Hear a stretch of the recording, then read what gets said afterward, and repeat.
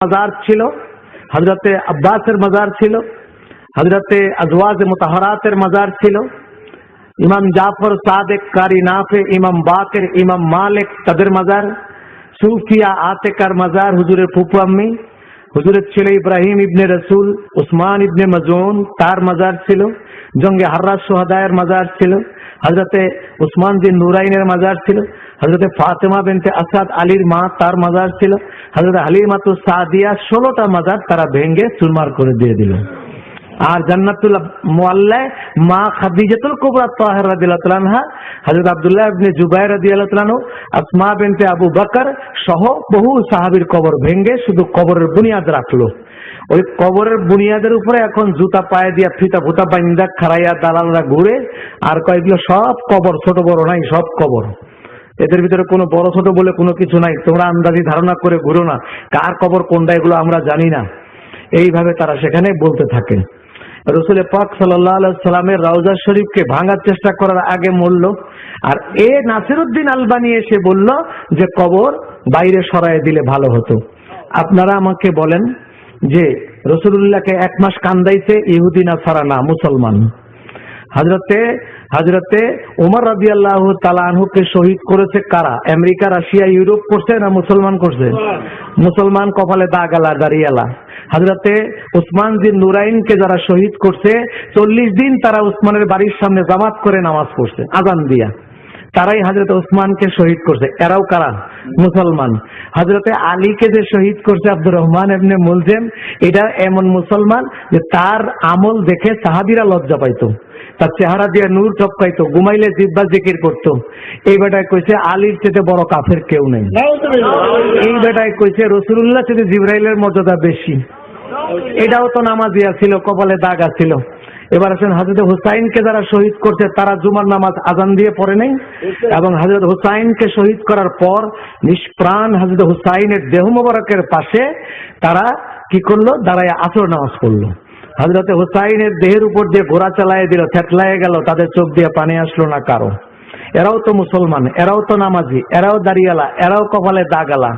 তারপরে যদি আরো আসেন, হযরত হুসাইনের পর খোদার ঘর বাইতুল্লাহ শরীফে আগুন দিয়েছিল, তারাও কিন্তু কাফের মুশরিক দেয়নি। তার কারা দিয়েছে? এটাও মুসলমান দিয়েছে। খোদার ঘরের হিজরাল আসওয়াদ পাথর 22 টুকরা হয়ে গেল আগুনের তাপে। হযরতে আব্দুল্লাহ ইবনে জুবাইর বের হলেন, তীর দিয়ে তাকে শহীদ করা হলো। পা দুটো উল্টা দিক করে ঝুলাই রেখে তার মা হযরতে আয়েশার বোন তাকে ডাক দিয়ে দেখানো হলো, তোমার ছেলে কেমন আছে দেখো। উনিও বললেন যে আমার ছেলে আগের থেকে এখন ভালো আছে, এটাই চাইছিলাম, ছেলে আমার শহীদ হোক, এটাই আমি চেয়েছিলাম। আল্লাহ তাকে ভালো রাস্তায় নিয়ে গেছে, হুসাইনের রাস্তায় নিয়ে গেছে। শেষ খোদার ঘরে আগুন দিল, এরাও মুসলমান।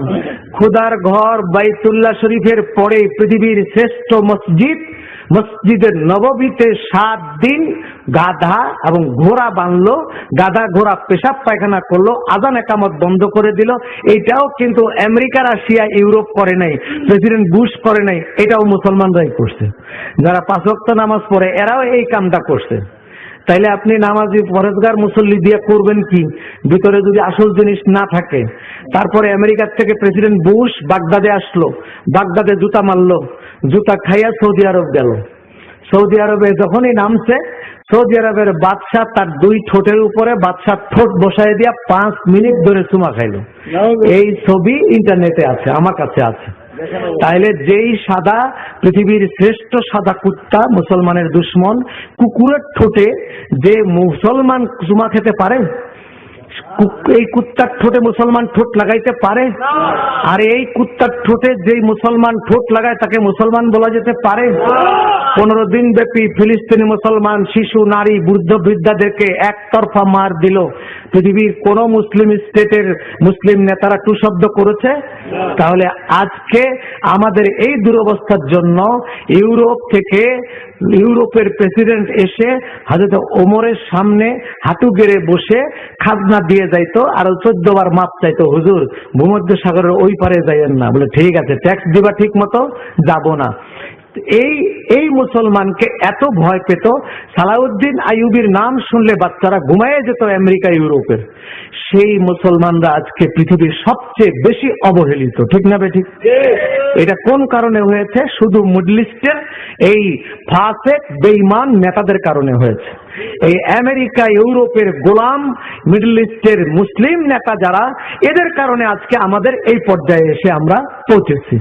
আজকে 50 লক্ষ মানুষ আমরা আরাফার ময়দানে, 50টা মানুষ যদি একসাথে হাউমাউ করে কান্দে, সেই আওয়াজে কারো কান্না আসবে না এরকম কেউ আছে? 50 লক্ষ মানুষ যেখানে হাউমাউ করে কান্দে, সেই আরাফার দিন আল্লাহ তাআলা একটা মানুষকেও ফেরত দেন না, সবাইরে মাফ করতে চান। আর এত পরিমাণ বেশি মাফ করেন যে অন্য 365 দিনের কোনো দিন এত মাফ করেন না। আর সেই মোবারক দিনে, সেই দিনে সেই দেশের মুসলিম নেতাকে পাওয়া যায় ভূমধ্য সাগরের মধ্যে আদনান খাশোগির প্রমোত্তরিতে নারী আর মদ সহ পাওয়া যায়। সেখানে তারা নারীবাজি করে, আর এখানে আমরা আল্লাহুম্মা সাল্লি আল্লাহ করি। এই তো মুসলিম নেতা। এইসব নেতাদের উপরে খোদার রহমত কি আসতে পারে? আজকে তাদের লানতের কারণে, এই মালাউনদের লানতের কারণে আজকে বীরে গোরসের পানি শুকিয়ে গেছে, রাসূলুল্লাহর মুজিজার কুয়া। বীরে উসমানের পানি শুকিয়ে গেছে, সর্বশেষ বীরে শেফার পানি আমরা খেয়েছি, সেই বীরে শেফার পানি গত বছর থেকে শুকিয়ে গেছে। নাই বীরে, তারপরে মুইয়া শেফা উহুদ পাহাড়ের মাঝখানে ছিল হুজুরের হাতের পানি, সেটা এই সিমেন্ট বালু দিয়ে বন্ধ করে দিয়েছে। রাসূলুল্লাহ সাল্লাল্লাহু আলাইহি ওয়াসাল্লাম যেই পাহাড়ের গর্তে আত্মগোপন করেছিলেন, এইটা মানুষ মুসলমানরা যায় সেখানে 2 রাকাত নামাজ পড়ে চোখের পানি ফেলে, এটার মধ্যে ছাগলের খামার করছে, ছাগলের পায়খানা দিয়ে বোঝাই করে রাখছে, কাটা দিচ্ছে, বোতল ভাঙ্গা দিচ্ছে, কেউ যেন সেখানে না যায়। রাসূলুল্লাহ দাঁত যেখানে পড়েছিলেন, সাহাবায়ে কেরাম সেখানে মসজিদ বানায় সেজদা করছে, সেটাও এখন ছাগলের গুয়ের খামার, ছাগল সেখানে পালে। তাহলে আজকে এগুলি দেখে আসতে সব হাজির দিকে আমি দেখাইছি, দেখো রাসূলুল্লাহর দাঁত পড়েছে, সেখানে সৌদিরা ছাগল পালে। দুশ্মনীটা কোন জায়গায়? আবু জেহেলের দুশ্মনীর সাথে এই দুশ্মনীর কোনো পার্থক্য আছে? একই দুশ্মনী রাসূলুল্লাহর সাথে।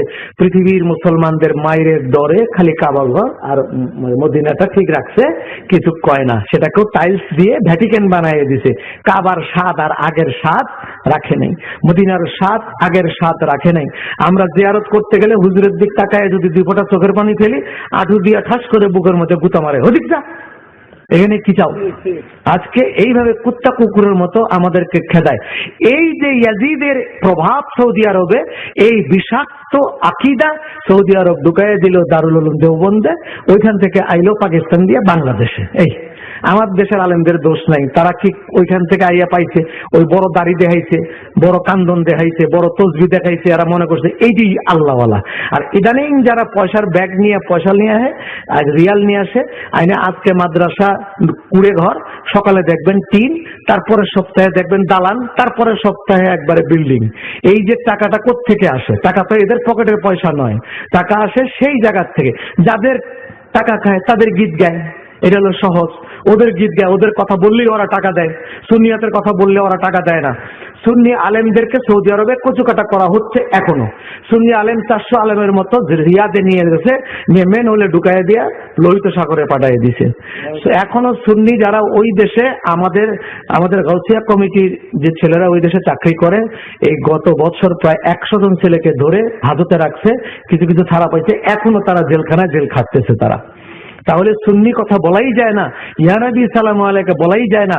রাসূলুল্লাহর দুশমন তারা প্রশাসন চালাচ্ছে, সেই দুশমনির প্রভাব আমাদের বাংলাদেশে পড়েছে। সুতরাং আপনারা সাবধানে থাকবেন। শুধু আলেম ওলামা, পাগড়ি, কান্দাকাটি এগুলো দেখলে ভোলা যাবে না। আবু জেহেলের হৃদয় যাদের ভিতরে আছে, ওদের যে কোনো রকম আমল আল্লাহ তাআলা গ্রহণ করবেন না। আর আবু বকরের হৃদয় যাদের ভিতরে আছে, তারা যে আমল করবে এটাই হলো সোনায় সোহাগা। আর সেই আবু বকরের ইসলাম, আবু বকরের প্রেম, ওমর উসমানের প্রেম, আলী বেলালের প্রেম, এই উপমহাদেশের মধ্যে সর্বপ্রথম আমাদেরকে ওই প্রেমের শিক্ষা দিলেন আলা হযরতের মাসলাক। এখান থেকে আমরা ওই প্রেম পেয়েছি। উনি কোনো আপোষ করতেন না। রাসূল পাক সাল্লাল্লাহু আলাইহি ওয়াসাল্লামের মহব্বতের সাথে, আদবের সাথে সাহাবায়ে কেরাম যেরকম আপোষ করে নাই, আলা হযরত কোনো আপোষ করে নাই। উপমহাদেশের একজন শ্রেষ্ঠ বিদ্বান, খুব বড় আলেম, বড় ওলি, তিনি আলা হযরতের মুসাফা করছেন। আলা হযরত যখন টের পাইছেন যে এটা ওই লোক, যেই লোক কইছে যে রাসূলুল্লাহ সাল্লাল্লাহু আলাইহি সাল্লামের ধারণা আসা নামাজের মধ্যে কাতা করার সমান, এইটা এই লোক এটা যখনই বুঝছে তখনই কইছে তাড়াতাড়ি সাবান আনো, আমার হাত আগে ধুই আগে জরুরি। এই মালাউনের সাথে মুসাফা করছি আমি, সামনাসামনি মালাউন ঠায় দেখুক। কাজে ওনার কোনো আপোষ ছিল না। এটা হলো রাসূলুল্লাহর প্রেমের নিদর্শন, আর এটা ওনার দোষ, আর কোনো দোষ নেই। আর আজকে আমরা সমালোচনা করছি তার, কিন্তু আমি জিজ্ঞেস করি রাসূলুল্লাহ যখন আসছিলেন হুজুরের সমালোচনা কি করে নাই লোকেরা? গাউসুল আজমের সমালোচনা করে নাই, গরিবে নামাজের সমালোচনা করে নাই, বাবা শাহজালালের সমালোচনা করে নাই? সমালোচনা কার না করছে বলেন? তাইলে সেই আলা হযরতের সমালোচনা করবে না কেন? সমালোচনা করা মানেই তিনি সঠিক পথে আছেন। সবাই সব দলের লোকেরা যদি কইতো এটা আমাকে বড় হুজুর, তাইলে আর সঠিক পথে তিনি ছিলেন বলে বিশ্বাস করা যেত না। চলুন আমরা এই কথাই আমি আপনাদের কাছে এলোমেলো ছুড়ে দিলাম। আশা করি আপনারা আপনাদের জ্ঞান দিয়ে বুঝে নেবেন। রাতও গভীর হয়েছে, এখন বাকি কার্যক্রম আমাদের এইখানে এই ভৈরবে জনাব আলহাজ হযরত মাওলানা হারুন রশিদ রেজভী, তিনি আলা হযরতের কলিজার টুকরা সন্তান হিসেবে এখানে কাজ করছেন। আপনারা যারা রসুলকে ভালোবাসেন তারা আলা হযরতকে ভালোবাসবেন।